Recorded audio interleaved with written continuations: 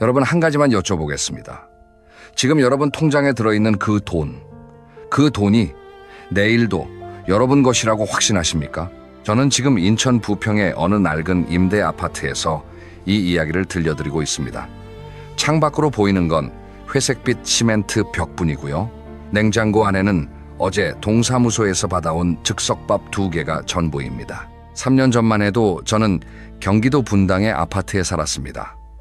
제 이름으로 된 부동산과 현금을 합치면 13억 원이 넘었고요. 매달 연금 180만 원이 꼬박꼬박 통장에 찍혔습니다. 아내와 함께 오후마다 탄천을 산책하고 주말이면 손녀에게 인형을 사주러 백화점에 가는 것이 제 일상이었습니다. 그런데 지금 저는 일흔한 살의 독거노인입니다.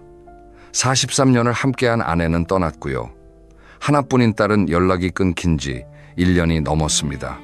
통장 잔고는 늘 한 자릿수이고 매달 기초연금과 국민연금을 합쳐서 겨우 생활비를 맞추고 있습니다.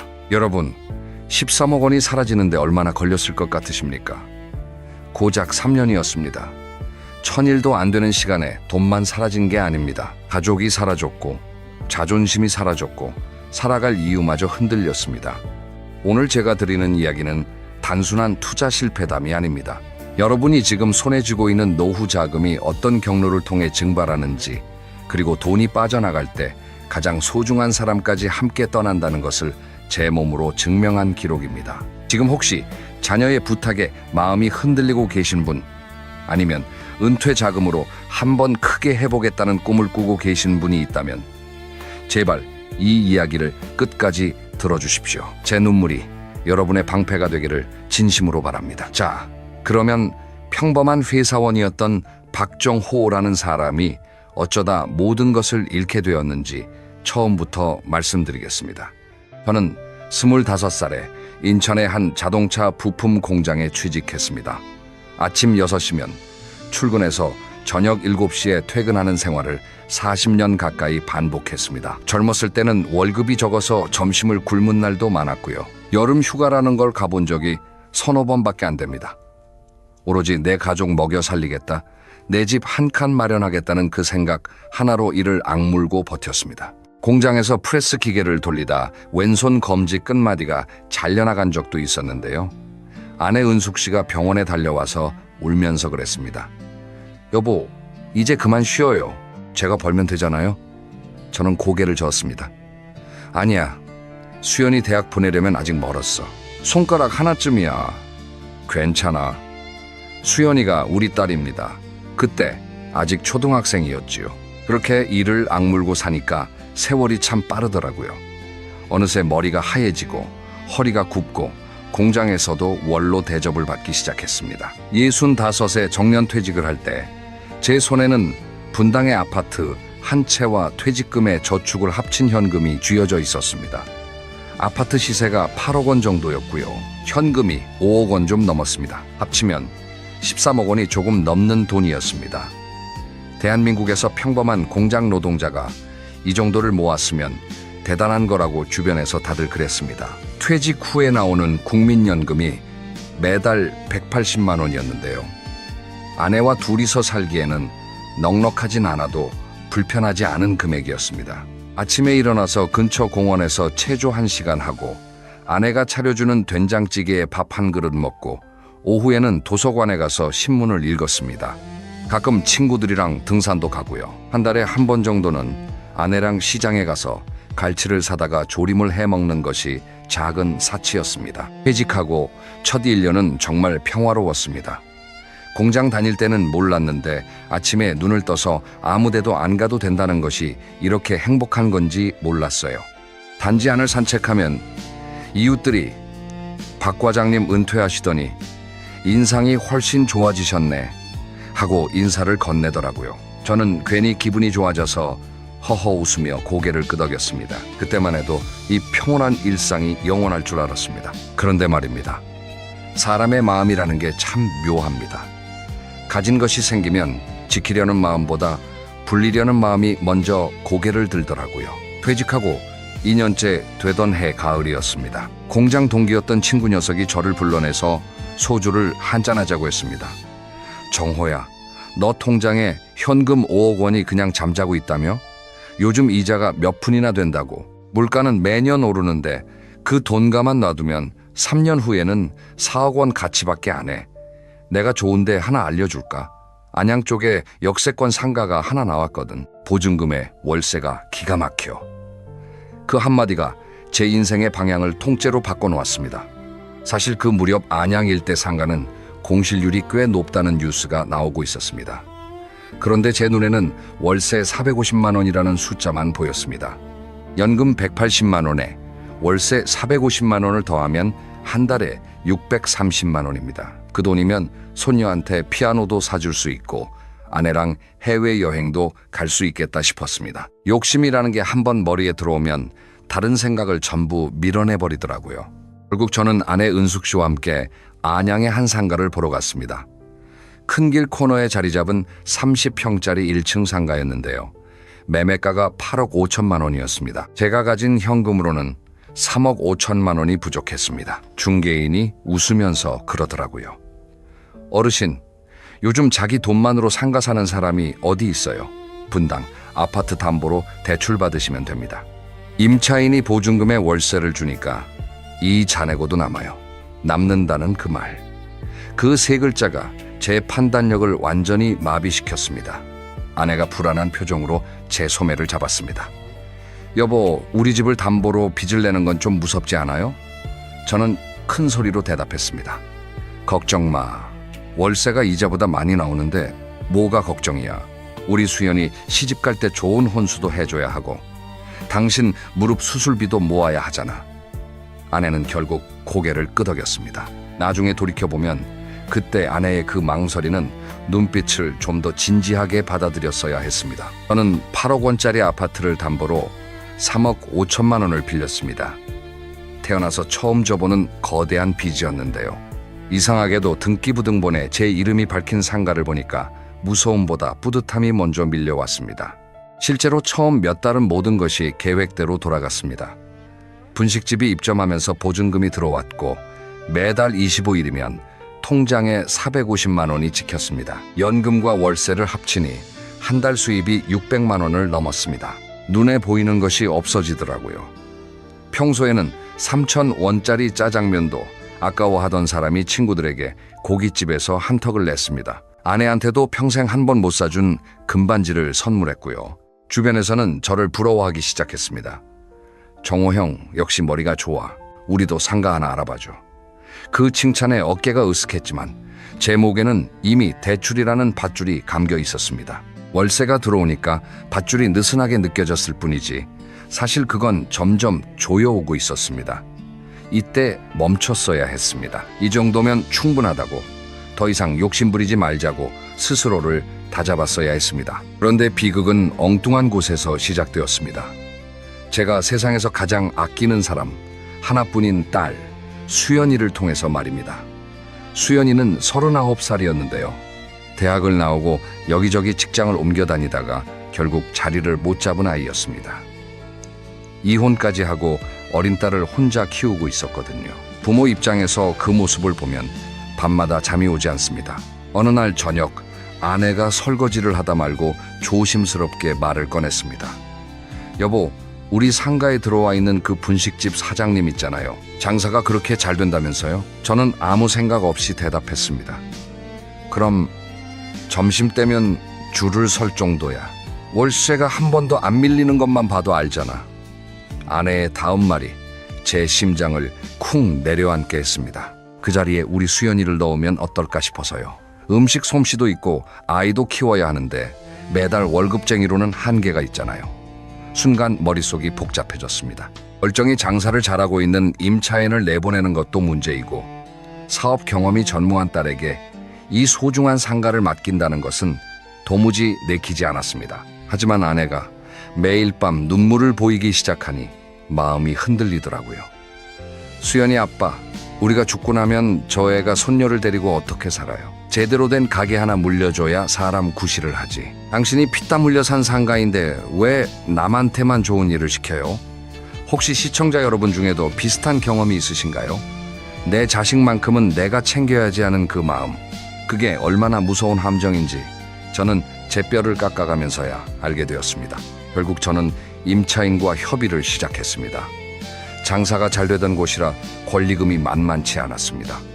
2억 5천만 원을 달라고 하더군요. 나중에 알고 보니 그 임차인은 이미 상권이 예전 같지 않다는 걸 눈치채고 빠져나올 기회만 노리고 있었던 겁니다. 그런데 어리석은 건물주가 딸을 위해 권리금까지 내겠다고 나섰으니 속으로 얼마나 기뻤겠습니까? 문제는 돈이었습니다. 현금은 상가를 사느라 이미 다 써버렸고 아파트 담보대출도 받은 상태였습니다. 결국 저는 또다시 은행을 찾아갔습니다. 기존 3억 5천만 원에 2억 5천만 원을 더해서 총 6억 원의 빚을 지게 되었습니다. 한 달 이자만 350만 원이 넘었습니다. 연금 180만 원으로는 이자의 절반도 못 내는 금액이었습니다. 하지만 딸이 장사를 잘하면 다 갚을 수 있다고 스스로를 설득했습니다. 딸 수연이는 가게를 인수하자마자 인테리어를 바꿔야 한다고 했습니다.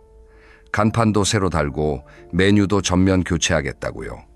그러려면 돈이 더 필요했습니다. 저는 신용카드 한도를 올려서 딸에게 주었고 아내 은숙 씨는 환갑이 넘은 나이에 직접 주방에 서겠다고 나섰습니다. 평생 집안 살림만 하던 사람이 하루에 12시간씩 뜨거운 불 앞에서 국을 끓이기 시작한 겁니다. 수연아, 엄마가 도와줄 테니 이번에는 꼭 성공하자.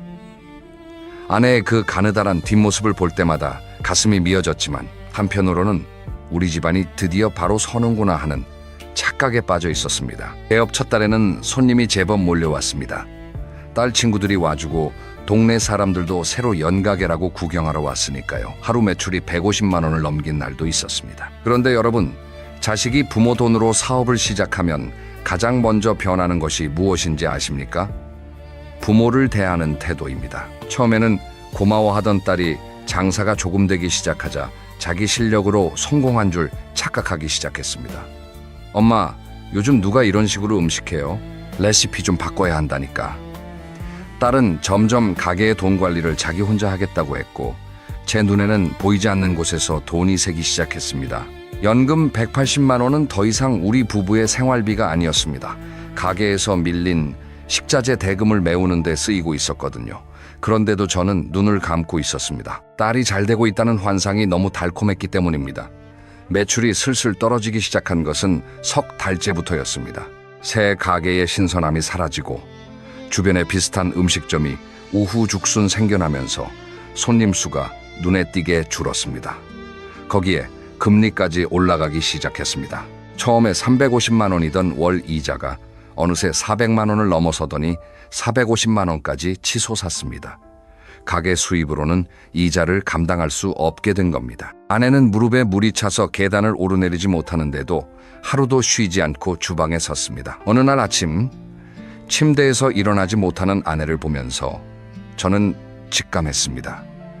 이대로 가면 안 되겠구나. 하지만 이미 열차는 달리고 있었고 브레이크는 고장나 있었습니다.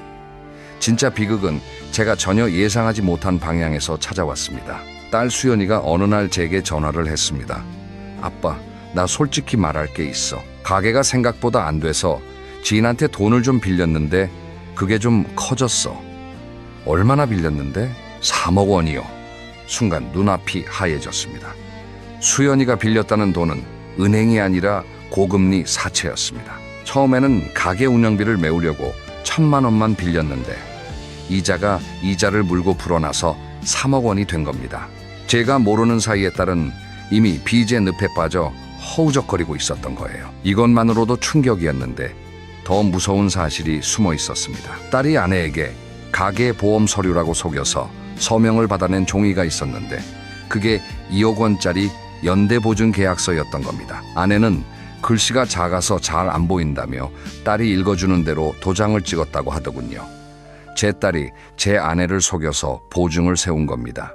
그 사실을 알았을 때 저는 태어나서 처음으로 딸 앞에서 주먹을 불끈 쥐었습니다. 하지만 때리지는 못했습니다. 그 앞에서 울고 있는 어린 손녀가 있었으니까요. 빚을 정리해보니 머릿속이 하얗게 변했습니다. 아파트 담보 대출 3억 5천만 원, 상가 관련 대출 2억 5천만 원, 딸의 사채 3억 원, 아내 명의 보증 2억 원, 여기에 밀린 카드값과 잡다한 채무까지 합치면 12억 원이 훌쩍 넘었습니다. 13억 원 자산가가 12억 원 채무자로 바뀐 겁니다. 매달 이자만 700만 원이 넘었습니다. 대연금 180만 원이 얼마나 보잘것없는 돈인지 뼈저리게 느꼈습니다. 사채업자들이 가게로 찾아오기 시작했습니다. 험악한 얼굴을 한 사람들이 카운터 앞에 서서 소리를 질렀습니다. 아내는 그 광경을 보고 주방에서 주저앉아 울었고요.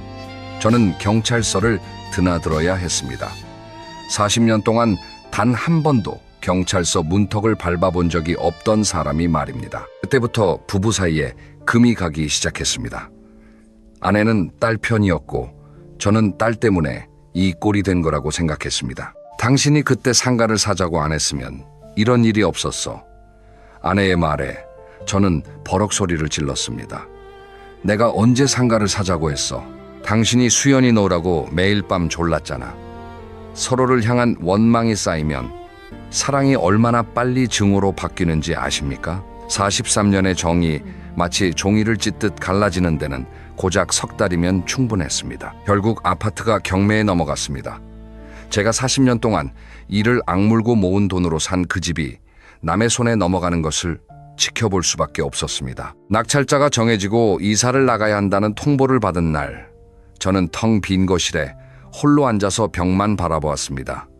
이 벽지는 아내가 직접 골라서 붙인 건데, 이 마루는 수연이가 어릴 때 크레용으로 낙서한 자국이 아직 남아있는데 이사를 나가기 이틀 전이었습니다. 우편함에 하얀 봉투가 한 통 꽂혀 있었습니다. 또 빚 독촉장이겠거니 했는데 뜯어보니 이혼 소장이었습니다. 아내가 보낸 겁니다. 전화를 걸었더니 아내의 목소리는 얼음처럼 차가웠습니다. 나는 이제 당신하고 더 이상 못 살겠어요. 당신 얼굴만 보면 숨이 막혀. 43년이 전화 한 통으로 끝이 났습니다. 수화기를 내려놓고 한참을 멍하니 서 있었습니다. 울음도 나오지 않더라고요. 너무 큰 충격은 눈물조차 얼어붙게 만든다는 걸 그때 처음 알았습니다. 이혼 서류를 처리하면서 연금 분할 계산을 해야 했는데요. 제가 평생 부어온 연금의 일부를 아내에게 나눠줘야 했습니다. 인간이 이렇게까지 초라해질 수 있구나 싶어서 자괴감이 파도처럼 밀려왔습니다. 짐을 싸는데 2시간도 안 걸렸습니다. 13억 원의 재산이 소형 트럭 한 대 분량의 짐으로 줄어든 겁니다. 제가 간 곳은 인천 부평의 임대 아파트였습니다. 보증금 1,000만 원에 월세 40만 원짜리 작은 방이었습니다. 이사 첫날 차가운 바닥에 앉아 천장을 올려다보는데 눈물이 멈추지 않았습니다. 분당 아파트에서 월세 450만 원씩 받으며 친구들한테 고깃집에서 한턱 내던 그때가 마치 전생 같았습니다. 하루에 라면 한 끼로 버티는 날이 많았습니다. 주민센터에 가서 지원금 신청을 알아봤는데 명의에 아직 상가가 걸려 있어서 대상이 안 된다고 하더군요. 경매가 완전히 끝나야 한다는 겁니다. 돈이 있을 때는 왕 대접을 받았는데 돈이 사라지니 세상 어디에도 제 자리가 없었습니다. 가장 견디기 힘든 건 외로움이었습니다. 현관문을 열어도 반겨주는 사람이 없고 밤에 잠이 안 와서 뒤척여도 옆에 숨소리가 들리지 않았습니다. 43년 동안 한 이불을 덮고 자던 사람이 사라지면 그 빈자리가 방 전체를 차갑게 만든다는 걸 아십니까? 친구들도 하나둘 연락을 끊었습니다. 돈이 있을 때 형님 하던 사람들이 제가 망했다는 소문이 돌자 전화를 받지 않더라고요. 어느 날 밤이었습니다. 부평역 근처 시장통을 걷다가 익숙한 뒷모습을 보았습니다. 절뚝거리는 다리로 식당 앞에서 쓰레기를 정리하고 있는 여자. 한참을 바라보다가 깨달았습니다. 아내 은숙 씨였습니다. 그리고 그 옆에 고개를 숙이고 서 있는 사람이 있었는데 딸 수연이었습니다. 아내는 이혼하고 행복해지려고 떠난 게 아니었습니다. 채권자들의 압박에서 벗어나서 몰래 식당 일을 하며 딸과 손녀의 입에 풀칠이라도 시켜주려고 그 모진 결단을 한 거였습니다. 식당 불빛 아래서 딸의 등을 쓸어주는 아내의 모습을 보는데 화가 나는 건지 가슴이 찢어지는 건지 알 수가 없었습니다. 저는 그들을 부르지 못했습니다. 그 비참한 광경 속으로 들어갈 용기가 없었거든요. 조용히 돌아서서 제 방으로 왔습니다. 그날 밤 저는 결심했습니다. 이제 더 이상 과거에 매달리지 않겠다고. 다음 날부터 법률구조공단을 찾아가 파산 신청 절차를 밟기 시작했습니다. 만나는 사람마다 고개를 저었지만 포기하지 않았습니다. 제 연금만이라도 지켜야 내일 밥을 먹을 수 있으니까요. 복지제도를 하나하나 뒤져서 제가 받을 수 있는 혜택을 찾아냈고 지금은 시니어 복지 임대주택에 입주해 있습니다. 화려하지는 않지만 빚쟁이의 전화도 누구의 간섭도 없는 제 공간입니다. 아침에 눈을 떠서 마시는 봉지 커피 한 잔이 분당에서 마시던 비싼 커피보다 마음이 편합니다. 가끔 아내의 소식이 들려옵니다. 무릎 수술을 사회복지사 도움으로 겨우 받았다고 하더군요. 보고 싶지 않냐고요? 보고 싶습니다. 하지만 가지 않습니다. 빈털터리가 된 남편이 찾아가 봤자 짐만 될 뿐이니까요. 자, 이제 제 이야기의 마지막입니다. 이 바닥까지 떨어지면서 제가 뼛속 깊이 깨달은 것들이 있습니다. 여러분만큼은 제가 걸었던 이 길을 걷지 않기를 바라면서 3가지만 말씀드리겠습니다. 첫째, 자녀의 눈물에 지갑을 열지 마십시오. 냉정하게 들리실 수 있습니다. 하지만 자녀가 사업하겠다며 돈을 달라고 할 때 여러분의 노후 자금을 내어주는 것은 자녀를 돕는 게 아닙니다. 부모의 돈으로 시작한 사업은 실패해도 책임감이 생기지 않습니다. 또 부모가 어떻게든 해주겠지 하는 의존심만 커질 뿐입니다. 자녀에게 물고기를 잡아주지 말라는 말이 있지요. 시니어 여러분에게는 이렇게 말씀드리고 싶습니다. 그물도 주지 마십시오. 본인이 직접 그물을 짜게 하셔야 합니다. 둘째, 살고 있는 집을 담보로 절대 빚을 내지 마십시오. 집은 여러분의 마지막 성벽입니다. 그 성벽을 허물어서 상가를 사거나 사업 자금을 마련하는 것은 스스로 성문을 여러 적을 들여보내는 것과 같습니다. 월세가 아무리 많이 나온다고 유혹해도, 확실한 수익이 보장된다고 달콤한 말을 해도 내 집만큼은 절대로 건드리지 마십시오. 집이 무너지면 가족도, 자존심도, 건강도 함께 무너집니다. 저는 그걸 제 몸으로 겪었습니다. 셋째, 마지막까지 곁을 지켜줄 사람은 배우자뿐입니다. 돈이 있을 때는 세상 모든 사람이 내 편 같습니다. 하지만 돈이 사라지면 친구도, 자녀도, 심지어 형제도 한 발짝 뒤로 물러납니다. 그때 유일하게 남는 사람이 배우자입니다. 그런데 저는 그 배우자마저 잃었습니다. 서로의 노후 자금을 투명하게 공유하되 무리한 투자에 대해서는 서로 단호하게 반대해 주는 것이 진짜 사랑입니다. 만약 그때 아내가 제 인감 도장을 숨기고 딸의 보증을 거절했다면 우리는 지금쯤 분당 아파트에서 같이 된장찌개를 끓여 먹고 있었을 겁니다. 여러분, 혹시 나는 설마 저렇게까지 되겠어 하고 생각하고 계신가요? 저도 그랬습니다.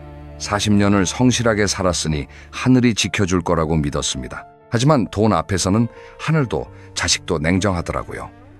여러분이 쥐고 있는 그 돈, 그것이 여러분의 마지막 보험입니다. 그 보험을 지키는 가장 확실한 방법은 안 된다고 말하는 용기를 갖는 것입니다. 자녀에게, 지인에게, 그리고 자기 자신의 욕심에게 단호하게 안 된다고 말하는 것. 그게 여러분을 지키고 여러분의 가족을 지키는 가장 따뜻한 사랑입니다. 오늘 제 이야기를 끝까지 들어주셔서 정말 감사합니다. 마지막으로 딱 한 가지만 기억해 주십시오. 돈은 잃어도 다시 모을 수 있지만 사람을 잃으면 돌이킬 수 없습니다. 그리고 사람을 잃더라도 나 자신만큼은 절대 포기하지 마십시오. 오늘 제 이야기가 여러분의 소중한 노후를 지키는 작은 방패가 되었다면 저는 그것으로 충분합니다. 여러분의 노후가 따뜻하고 안전하기를 진심으로 기원합니다. 주변에 비슷한 고민을 하고 계신 분이 있다면 이 이야기를 꼭 전해주십시오. 그분의 소중한 자산을 지켜주는 선물이 될 수 있습니다. 오늘도 편안한 하루 되시길 바랍니다. 감사합니다. 여러분, 한 가지 질문을 드리면서 시작하겠습니다. 주변에 나이가 70이 넘었는데도 눈빛이 반짝반짝 살아있는 분 혹시 계신가요?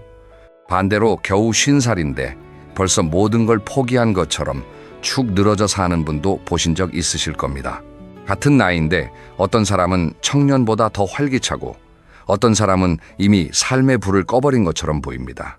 도대체 이 차이는 어디서 오는 걸까요? 돈이 많아서? 건강이 좋아서? 물론 그런 것도 영향이 있겠죠. 하지만 정말 핵심적인 차이는 다른 데 있습니다. 오늘 이 이야기를 끝까지 들으시면 나이가 들수록 오히려 인생이 빛나는 사람들의 비밀을 아시게 될 겁니다. 그리고 놀랍게도 그 비밀은 거창한 게 아닙니다. 오늘 당장, 지금 이 순간부터 시작할 수 있는 아주 작은 것들입니다. 제가 최근에 정말 인상 깊게 본 이야기가 하나 있습니다. 일본에 사는 한 할머니인데요. 올해 나이가 89살입니다. 이 할머니가 뭘 하고 계시냐면 매일 아침 5시에 일어나서 텃밭에 나가 채소를 가꾸시고 오전에는 동네 아이들에게 종이 접기를 가르치십니다. 오후에는 친구 서너 명과 모여서 차를 마시며 수다를 떠시고요. 이 할머니의 하루가 특별해 보이시나요? 사실 하나하나 뜯어보면 대단한 건 아무것도 없습니다.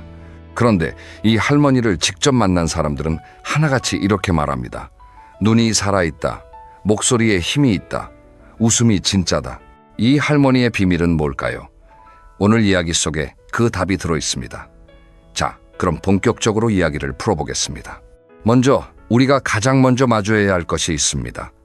바로 나이 듦을 바라보는 우리의 시선입니다. 솔직하게 여쭤볼게요. 여러분은 늙는다는 말을 들으면 어떤 느낌이 드시나요? 아마 대부분 좋은 느낌은 아니실 겁니다. 주름이 늘어나고 여기저기 아프고 기억력도 예전 같지 않고 할 수 있는 일이 점점 줄어드는 그런 이미지가 먼저 떠오르시지요. 우리 사회가 오랫동안 나이 듦을 그렇게 가르쳐 왔으니까요. 텔레비전을 켜면 젊음을 찬양하는 광고가 넘쳐나고 안티에이징이라는 말이 마치 늙는 건 막아야 할 재앙인 것처럼 쓰이고 있습니다. 그런데 여기서 정말 흥미로운 연구 결과를 하나 소개해드리겠습니다. 미국 예일 대학교에서 수십 년에 걸쳐 진행한 연구가 있습니다. 이 연구에서 밝혀진 핵심은 이겁니다. 나이 드는 것에 대해 긍정적인 생각을 가진 사람들이 부정적인 생각을 가진 사람들보다 평균적으로 7년 반이나 더 오래 살았다는 겁니다. 7년 반이요. 이게 얼마나 놀라운 숫자인지 아시나요? 금연을 하면 수명이 약 3년에서 5년 늘어난다고 합니다. 규칙적으로 운동해도 비슷한 수준이에요. 그런데 단지 나이 듦을 어떻게 바라보느냐, 이 생각 하나만으로 7년 반이라는 시간이 갈리는 겁니다. 이게 무슨 뜻이겠습니까? 우리 머릿속에 있는 생각이 실제로 우리 몸을 바꾼다는 뜻입니다. 나는 이제 늙었으니까 뭘 해도 안 돼 라고 생각하는 순간 정말로 몸이 그쪽으로 따라갑니다. 반대로 나이가 들면서 오히려 더 지혜로워지고 더 자유로워지고 더 나다워지고 있어 라고 생각하는 사람은 실제로 그렇게 됩니다. 마치 자기 충족적 예언 같은 거예요. 저는 이런 비유를 좋아합니다. 같은 나무를 봐도 어떤 사람은 잎이 다 떨어져서 볼품없다고 하고 어떤 사람은 가지의 형태가 이렇게 아름다웠구나, 잎에 가려져서 몰랐네 라고 합니다. 나무는 똑같은데 보는 시선에 따라 전혀 다른 풍경이 되는 거지요. 나이 듦도 마찬가지입니다. 우리가 잃어버리는 것들만 보면 나이 듦은 쇠퇴입니다. 하지만 우리가 얻게 되는 것들, 경험에서 우러나오는 판단력, 불필요한 것들을 걸러내는 안목, 사소한 것에 감사할 수 있는 여유, 이런 것들에 눈을 돌리면 나이 듦은 성장입니다. 그러면 구체적으로 이 시선을 어떻게 바꿀 수 있을까요? 거창한 걸 할 필요 없습니다. 아주 작은 것부터 시작하면 됩니다. 오늘 밤 잠들기 전에 딱 한 가지만 해보세요.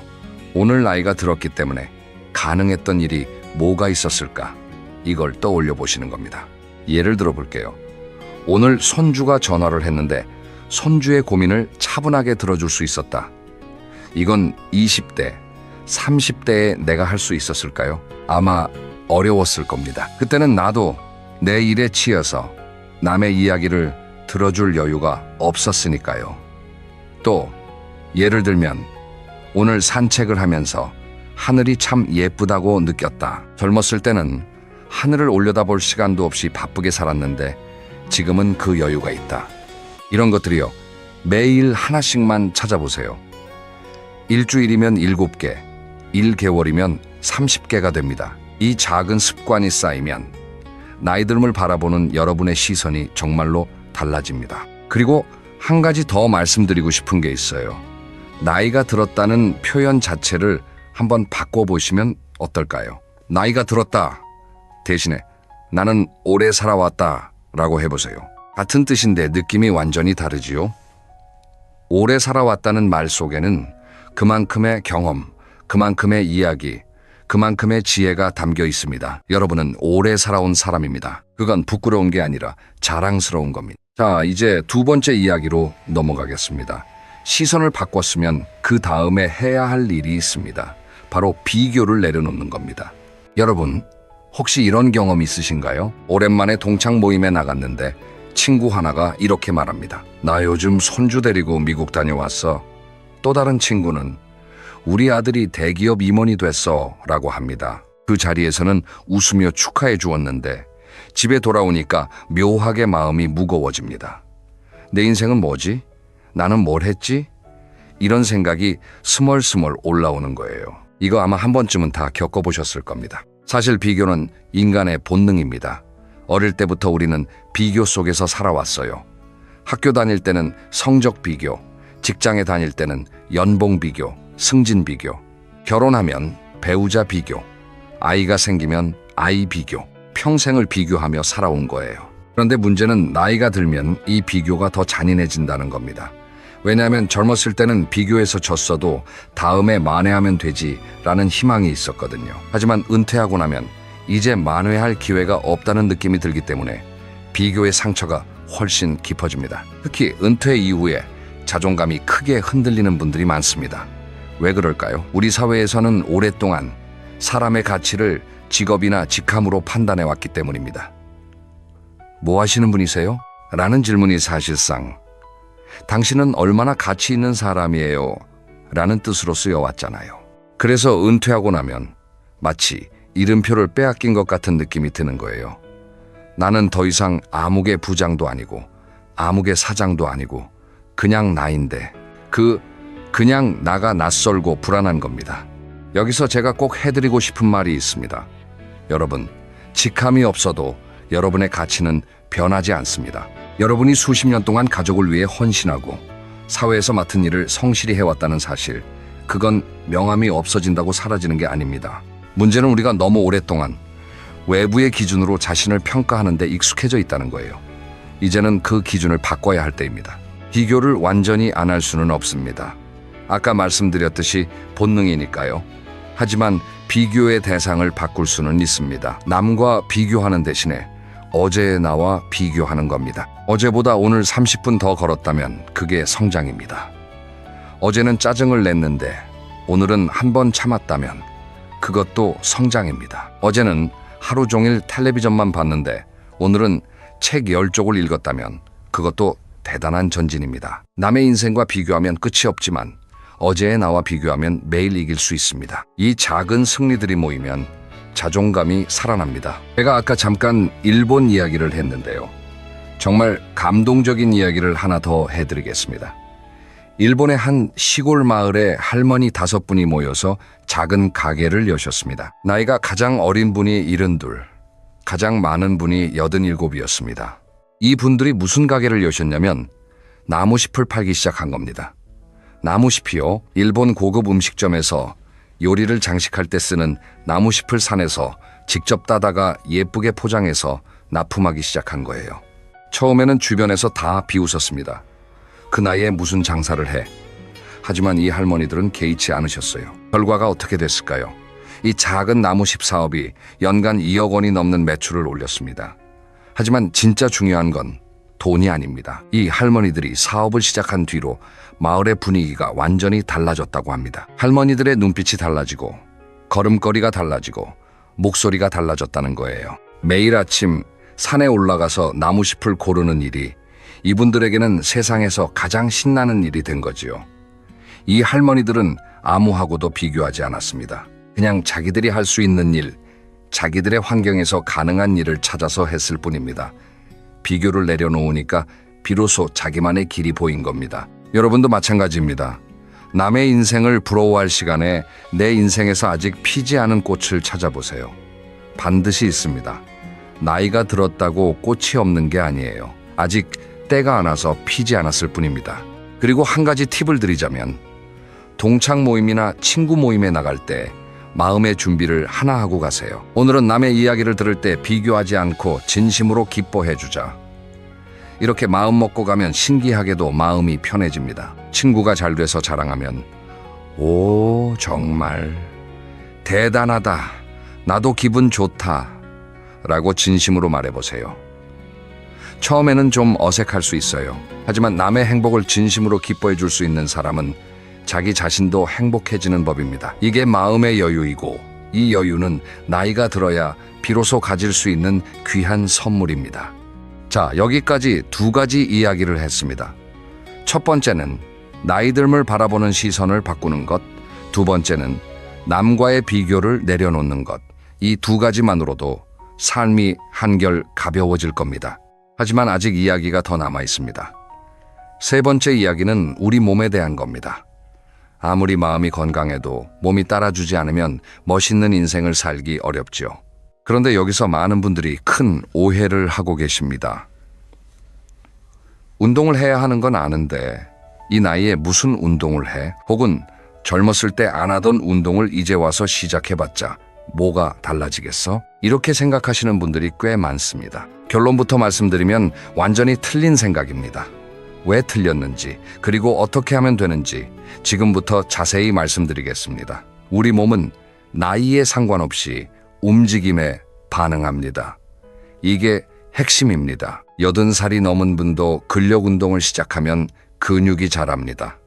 물론 20대처럼 빠르게 자라지는 않겠지만 분명히 자랍니다. 이건 희망사항이 아니라 과학적으로 입증된 사실입니다. 실제로 여러 연구에서 80대, 90대 어르신들이 간단한 근력 운동을 12주 동안 했더니 근력이 30% 이상 증가했다는 결과가 나왔습니다. 그러면 구체적으로 뭘 하면 될까요? 여기서 중요한 건 헬스장에 가서 무거운 바벨을 들라는 게 아니라는 겁니다. 우리에게 필요한 건 생활 속 움직임입니다. 가장 좋은 운동이 뭔지 아세요? 걷기입니다. 하루에 30분만 걸으세요. 30분이 부담스러우시면 15분씩 2번으로 나눠도 됩니다. 아침에 15분, 저녁에 15분. 이것만으로도 놀라운 변화가 일어납니다. 걷기가 우리 몸에 미치는 영향을 간단히 말씀드리면요. 첫째, 심장이 튼튼해집니다. 혈액순환이 좋아져서 혈압이 안정되고 심혈관 질환의 위험이 크게 줄어듭니다. 둘째, 뇌가 활성화됩니다. 걷는 동안 뇌로 가는 혈류량이 증가하면서 기억력과 집중력이 좋아집니다. 실제로 매일 걷는 습관을 가진 노인 그룹이 그렇지 않은 그룹에 비해 치매 발생률이 40%나 낮았다는 연구 결과도 있습니다. 셋째, 기분이 좋아집니다. 걸으면 엔도르핀이라는 호르몬이 나오는데 이게 천연 항우울제 역할을 합니다. 우울하고 무기력할 때 억지로라도 밖에 나가서 걸으면 기분이 나아지는 걸 경험해 보신 분 있으실 거예요. 그게 바로 이 엔도르핀 덕분입니다. 걷기와 함께 꼭 강조하고 싶은 게 하나 더 있습니다. 바로 근력입니다. 나이가 들면 자연스럽게 근육이 줄어듭니다. 40대부터 매년 약 1%씩 근육이 감소한다고 합니다. 이게 별거 아닌 것 같지만 10년이면 10%, 20년이면 20%가 줄어드는 거예요. 근육이 줄어들면 어떻게 될까요? 가장 무서운 건 낙상입니다. 넘어지는 거요. 젊었을 때야 넘어져도 털고 일어나면 되지만 나이가 들면 한 번의 낙상이 인생을 완전히 바꿔놓을 수 있습니다. 고관절 골절이라도 되면 오랫동안 침대에 누워 있어야 하고 그동안 근육은 더 빠지고 우울해지고 악순환이 시작됩니다. 그래서 근력이 중요한 겁니다. 그래, 근력이 중요한 건 알겠어. 그런데 어떻게 하라고? 이렇게 물으실 분들을 위해 정말 쉬운 방법 몇 가지를 알려드리겠습니다. 저는 이걸 냉장고 앞 운동이라고 부릅니다. 왜 냉장고 앞이냐고요? 어차피 하루에 여러 번 냉장고 앞에 서게 되잖아요. 물 마시려고, 반찬 꺼내려고, 과일 꺼내려고. 그때마다 냉장고 문을 열기 전에 스쿼트를 5개만 하세요. 스쿼트라고 해서 어렵게 생각하실 필요 없습니다. 의자에 앉았다 일어나는 동작, 그게 스쿼트입니다. 냉장고 앞에 서서 천천히 앉았다 일어났다 5번. 하루에 냉장고 앞에 5번 간다고 치면 25개를 하게 됩니다. 이것만으로도 허벅지 근육이 유지되고 강화됩니다. 또 하나, 양치질할 때 까치발 들기를 해보세요. 양치질하는 동안 발꿈치를 살짝 들었다 내렸다를 반복하는 겁니다. 하루에 2번 양치질을 하시니까 자연스럽게 하루 2번 종아리 운동을 하게 되는 거예요. 종아리는 제2의 심장이라고 불릴 정도로 혈액순환에 중요한 역할을 합니다. 종아리 근육이 튼튼하면 하체의 혈액이 심장으로 잘 돌아가서 붓기도 줄고 혈액순환도 좋아집니다. 이런 생활 밀착형 운동의 장점은 뭐냐면 따로 시간을 내지 않아도 된다는 겁니다.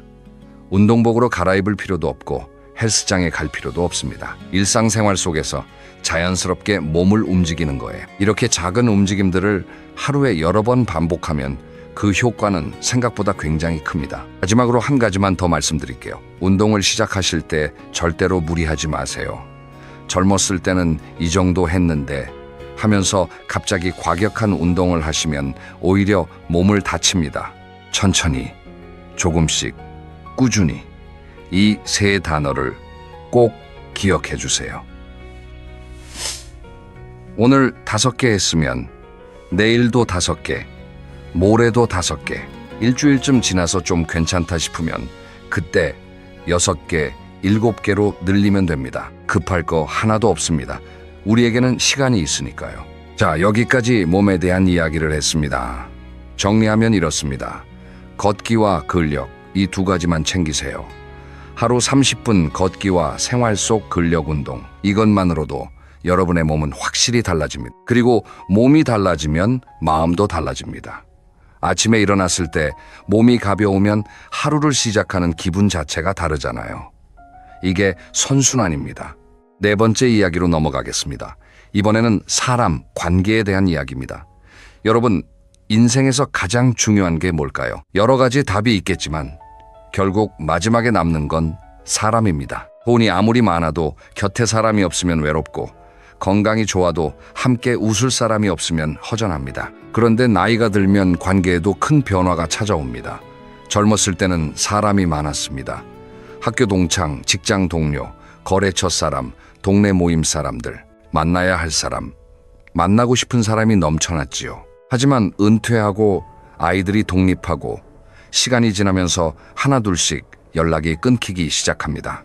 예전에는 전화기에 저장된 번호가 수백 개였는데 지금 진짜 전화할 수 있는 사람은 몇 명이나 되시나요? 솔직히 한 손으로 꼽을 수 있을 만큼 적은 분들도 많으실 겁니다.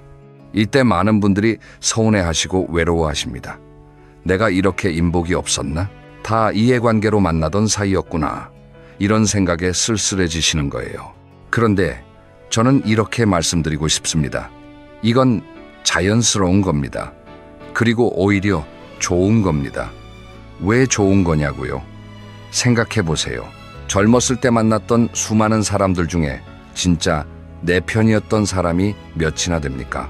직장에서 매일 얼굴 보며 같이 밥 먹던 동료가 은퇴하니까 연락 한번 없더라. 이런 경험 많으시잖아요. 그건 그 사람이 나쁜 게 아니라 그냥 그런 관계였던 겁니다.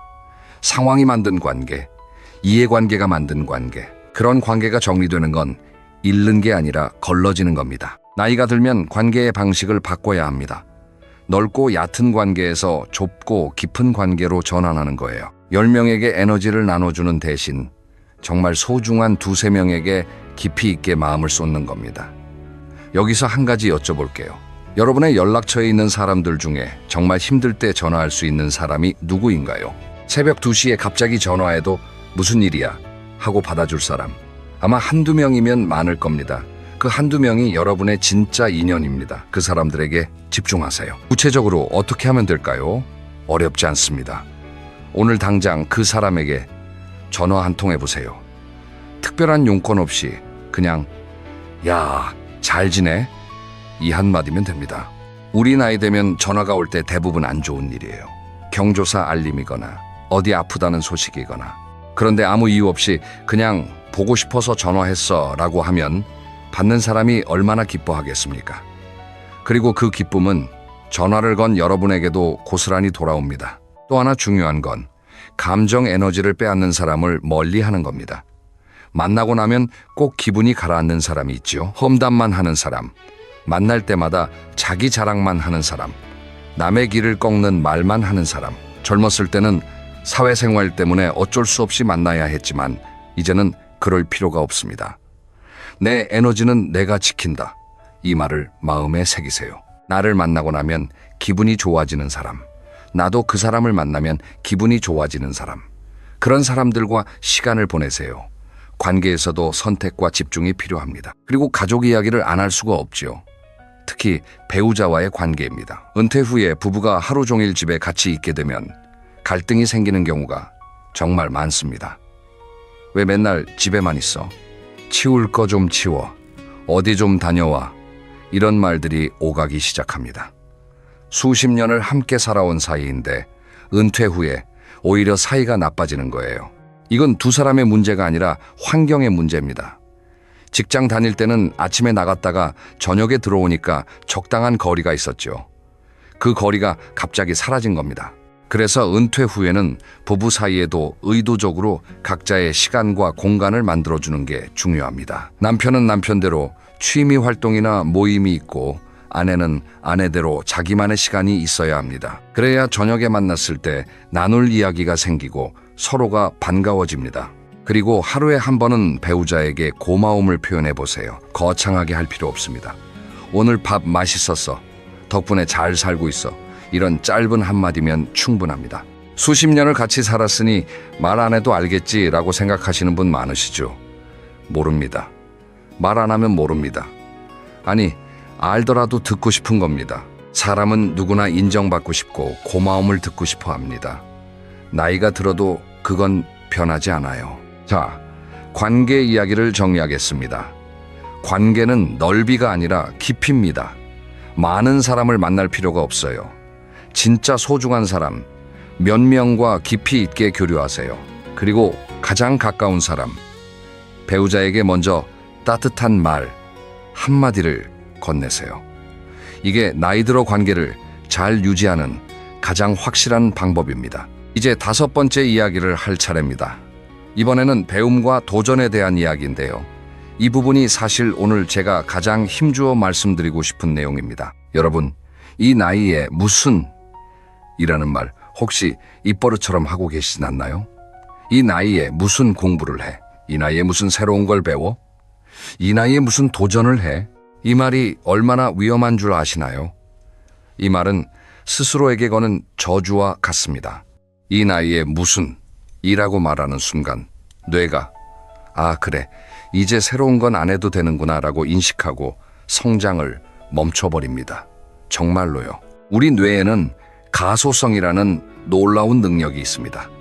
뇌 가소성이 뭐냐면 쉽게 말해서 뇌가 변할 수 있는 능력입니다. 새로운 것을 배우면 뇌 안에서 신경세포들이 새로운 연결을 만들어냅니다. 이건 나이에 상관없이 일어나는 현상입니다.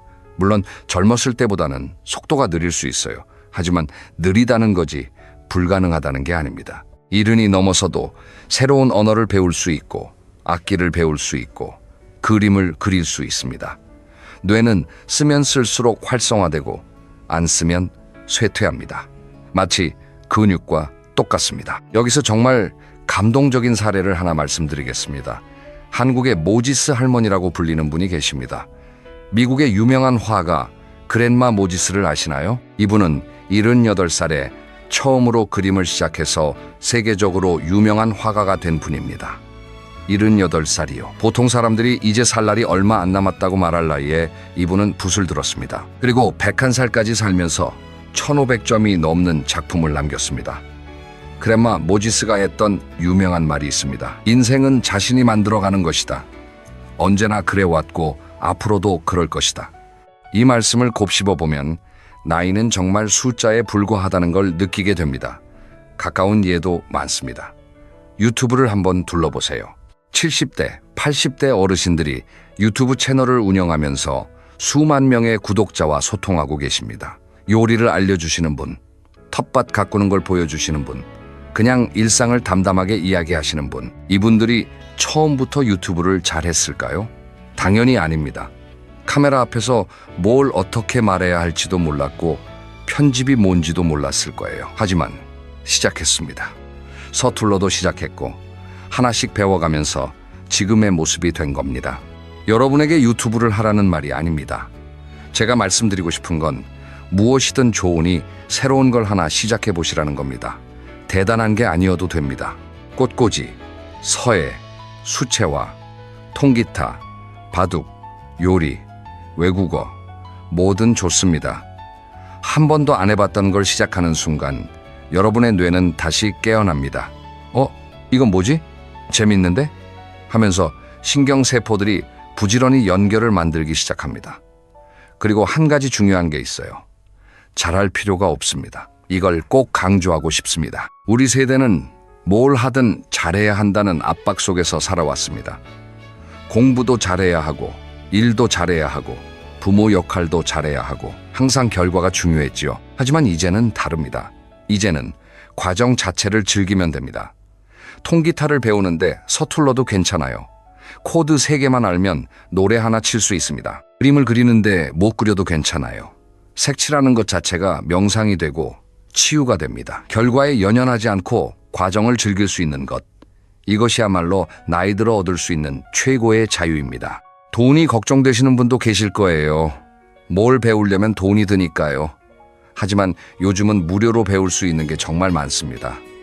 동네 주민센터에 가보세요. 무료 강좌가 한두 개가 아닙니다. 서예, 요가, 노래, 컴퓨터, 구청이나 복지관에서도 다양한 프로그램을 운영하고 있고요.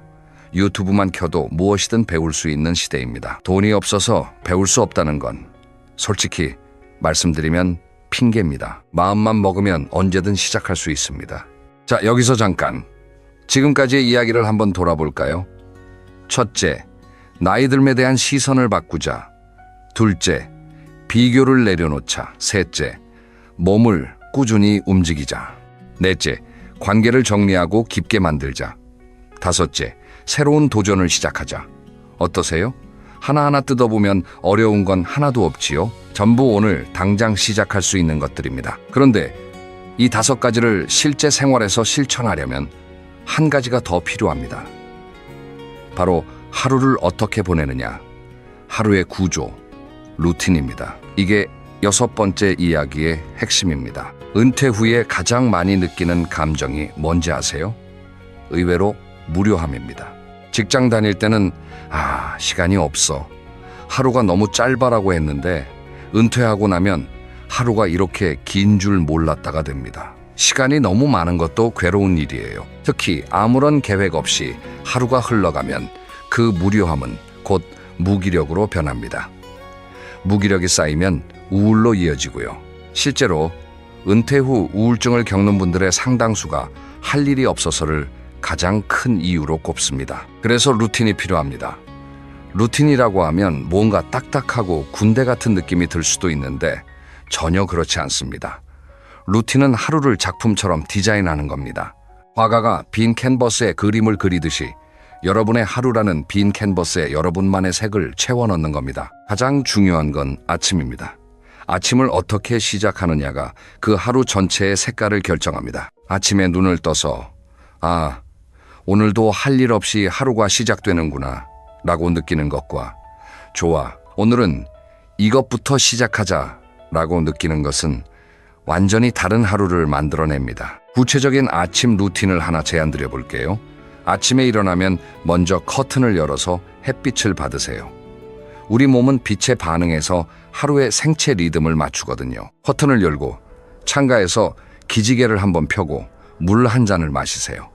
이 3가지, 햇빛, 기지개, 물. 이것만으로도 몸이 하루가 시작됐구나 라고 인식합니다. 여기까지 2분도 안 걸립니다. 그 다음에 뭘 하시든 좋은데 중요한 건 의미 있는 활동을 하나 넣는 겁니다. 아까 말씀드린 30분 산책이 될 수도 있고 책 읽기가 될 수도 있고 텃밭에 나가 물을 주는 것이 될 수도 있습니다. 아침에 의미 있는 활동 하나를 하면 오전이 끝나기도 전에 벌써 오늘 뭔가를 했다는 성취감이 생깁니다.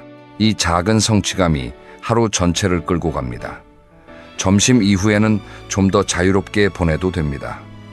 텔레비전을 봐도 좋고 낮잠을 자도 좋습니다. 다만 한 가지, 오후에도 밖에 나가는 시간을 만드세요. 동네 마트에 장을 보러 가는 것도 좋고 가까운 공원에 잠깐 앉아 있다 오는 것도 좋습니다. 집 안에만 하루 종일 있으면 세상과 단절된 느낌이 들거든요. 밖에 나가서 사람들을 보고 바람을 쐬고 햇볕을 한 번 더 받고 들어오세요. 저녁에는 하루를 정리하는 시간을 가져보세요. 거창하게 일기를 쓸 필요는 없습니다. 잠들기 전에 오늘 하루 중에 감사했던 일 3가지를 떠올려 보는 겁니다. 오늘 날씨가 좋아서 산책이 기분 좋았다. 점심에 먹은 된장찌개가 맛있었다. 저녁에 손주한테서 전화가 와서 목소리를 들었다. 이렇게 아주 사소한 것이라도 좋습니다. 감사할 일을 찾으려고 하다 보면 하루가 나름대로 충만했다는 걸 깨닫게 됩니다. 이런 루틴을 한 2개월 정도 유지해 보세요. 처음에는 좀 어색할 수 있어요. 평생 남이 정해준 일정에 맞춰 살다가 처음으로 자기가 자기 하루를 디자인하는 거니까요. 하지만 1달, 2달 지나면 몸에 배기 시작합니다. 그리고 루틴이 몸에 배면 놀라운 일이 일어납니다. 무기력이 사라집니다. 할 일 없이 하루가 길다는 느낌이 하루가 금방 간다로 바뀝니다. 작은 성취감이 매일 쌓이니까 자존감이 올라가고 자존감이 올라가니까 더 뭔가를 하고 싶어지는 선순환이 시작되는 거예요. 한 가지 더 말씀드리면 루틴은 고정불변이 아닙니다. 여러분의 컨디션에 따라, 계절에 따라, 상황에 따라 유연하게 바꾸면 됩니다. 몸이 안 좋은 날은 산책 대신 집에서 스트레칭만 해도 되고, 비가 오는 날은 밖에 나가는 대신 집에서 좋아하는 음악을 들어도 됩니다. 중요한 건 루틴의 형식이 아니라 하루의 의미를 부여하는 습관 자체입니다. 여러분, 혹시 이런 말 들어보셨나요? 하루하루를 마지막 날처럼 살아라. 좋은 말인데 좀 무겁지요? 저는 이 말을 이렇게 바꾸고 싶습니다. 하루하루를 작품처럼 살아라. 매일이 걸작일 필요는 없습니다. 스케치만 있는 날도 있고 색칠만 한 날도 있고 그냥 물감을 이리저리 섞어본 날도 있을 수 있어요. 하지만 매일 캔버스 앞에 앉는 것, 그게 중요합니다. 그러다 보면 1년이 지나고 3년이 지나고 5년이 지났을 때 뒤돌아보면 멋진 전시회 하나가 완성되어 있을 겁니다. 여러분의 인생이라는 전시회가요. 자, 이제 오늘의 이야기를 마무리할 시간이 왔습니다. 길지만 함께 해주셔서 진심으로 감사드립니다. 오늘 이야기한 내용을 한 문장씩 정리해드리겠습니다. 첫째, 나이 듦을 바라보는 시선을 바꾸세요. 나이 듦은 쇠퇴가 아니라 성장입니다. 둘째, 남과의 비교를 내려놓으세요. 비교의 대상은 남이 아니라 어제의 나입니다. 셋째, 몸을 꾸준히 움직이세요. 하루 30분 걷기와 생활 속 근력 운동이면 충분합니다. 넷째, 관계를 정리하고 진짜 소중한 사람과 깊이 교류하세요. 오늘 전화 한 통이면 됩니다. 다섯째, 작은 도전을 시작하세요. 모든 조언이 한 번도 안 해왔던 걸 해보세요. 여섯째, 하루를 작품처럼 디자인하세요. 아침 루틴 하나가 인생을 바꿉니다. 이 6가지를 오늘 다 하실 필요 없습니다. 딱 한 가지만 고르세요. 가장 마음에 와닿는 것 한 가지. 그리고 오늘부터 시작하세요. 그 한 가지가 여러분의 인생에 작은 변화를 만들 겁니다. 그리고 그 작은 변화가 또 다른 변화를 불러오고 또 다른 변화를 불러와서 결국 여러분의 남은 인생 전체가 달라질 겁니다. 나이가 드는 건 멈출 수 없습니다. 하지만 나이 드는 방식은 우리가 선택할 수 있습니다. 위축되고 움츠러드는 나이 듦을 선택할 수도 있고 매일 조금씩 더 빛나는 나이 듦을 선택할 수도 있습니다. 오늘 이 영상을 끝까지 들으신 여러분은 이미 빛나는 쪽을 선택하신 겁니다. 다음 영상에서는 나이가 들수록 건강해지는 식습관, 특히 우리 세대에 꼭 맞는 식사법에 대해 이야기해 보려고 합니다. 50대 이후에 반드시 챙겨야 할 영양소, 피해야 할 음식, 그리고 간단하게 실천할 수 있는 식단 팁까지 알차게 준비하겠습니다. 기대해 주세요. 오늘도 들어주셔서 감사합니다. 여러분의 하루하루가 점점 더 멋진 작품이 되기를 진심으로 응원합니다. 그럼 다음 영상에서 또 뵙겠습니다.